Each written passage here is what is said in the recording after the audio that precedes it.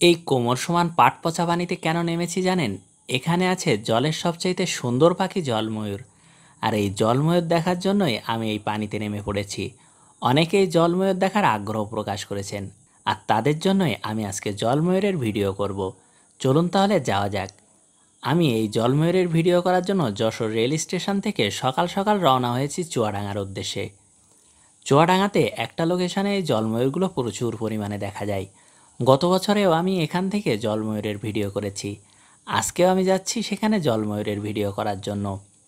এই জলময়ূর এমন সুন্দর একটা পাখি, এটাকে প্রতি বছরই ভিডিও করা যায়। চারিদিকে প্রাকৃতিক দৃশ্য দেখতে দেখতে ছুটে চললাম চুয়াডাঙ্গার উদ্দেশ্যে। চুয়াডাঙ্গা স্টেশনে নেমে আমি রিকশায় করে আমার লোকেশনে চলে আসলাম। এখানে এসে দেখলাম আনোয়ার ভাই ও তার বন্ধু অপেক্ষা করছে আমার জন্য। আমি আর আনোয়ার ভাই বাইকে করে সেই লোকেশনের উদ্দেশ্যে রওনা হয়েছি। এখান থেকে অল্প একটু পথ। অল্প কিছুক্ষণ আসার পরই আমার সেই লোকেশন দেখতে পেয়ে গেলাম। আর সামনে যে জলাভূমি দেখছেন, এখানেই সেই জলময়ূরের বসবাস। আমি জলময়ূর দেখার জন্য দ্রুত পানিতে নেমে পড়লাম।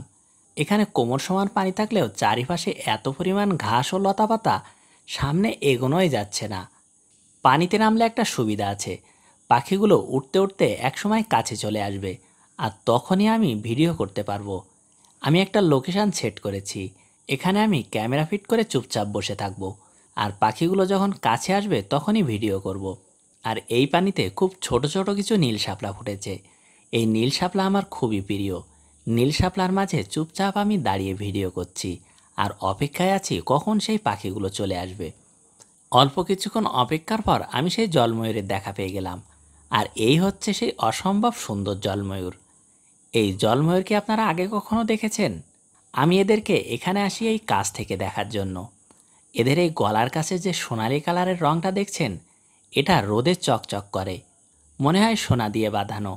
আর এদের এই লম্বা লেজ আরও সুন্দর করেছে এই পাখিটাকে। এদের এই লম্বা লেজের কারণেই হয়তো এদেরকে জলময়ূর নামকরণ করা হয়েছে।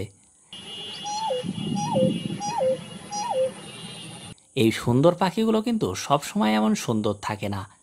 ওদের প্রজনন মৌসুমে এই পাখিগুলোর কালার পরিবর্তন হয়, আর এমন রূপ ধারণ করে অন্য সময় এই পাখিগুলোকে আপনি চিনতেও পারবেন না।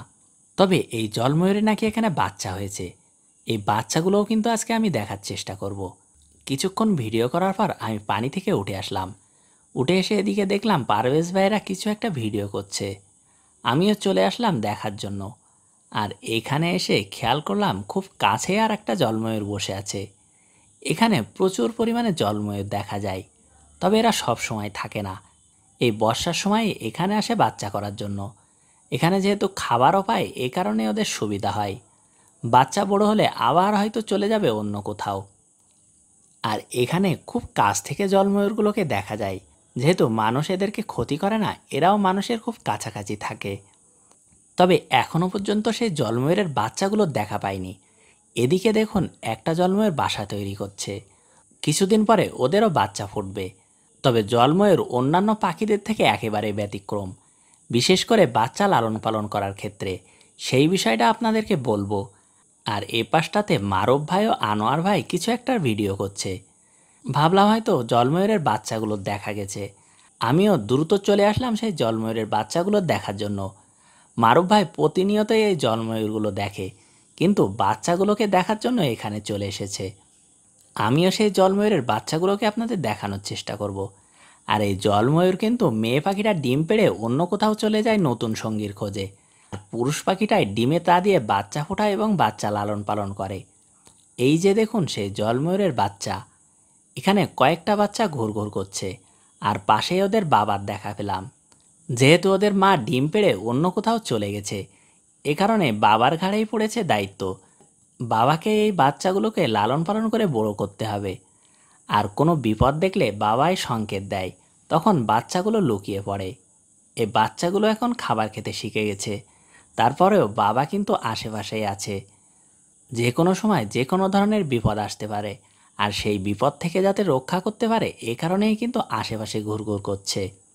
জলময়ূরের মেয়ে পাখিগুলো ডিম পেড়ে অন্য কোথাও চলে যায় নতুন সঙ্গীর খোঁজে, সেখানেও আবার সংসার পাতে, আবার নতুন করে হয়তো ডিম পেড়ে চলে যায়। এভাবেই চলে ওদের সংসার। এ কারণেই বললাম জলময়ূররা একেবারে অন্যরকম, বিশেষ করে এদের বাচ্চা লালন পালন করার ক্ষেত্রে। এদিকে বাচ্চাগুলো চারিদিকে ঘুরে ঘুরে খাবার খাচ্ছে, আর চারিদিকে অনেকগুলো জলময়ূরের দেখা পেলাম। এই জলময়ূরের ভিডিও করতে এতই ভালো লাগে, মনে হয় যে এখানে থেকেই যাই। তারপরেও বাড়ি ফিরতে হবে। আজকে এই ভিডিওটা এ পর্যন্তই। এই জলময়ূর আজকেই যারা প্রথম দেখেছেন তারা অবশ্যই কমেন্ট করে জানাবেন, আর ভিডিওটা ভালো লাগলে আপনার মতামত জানাতে কিন্তু ভুলবেন না।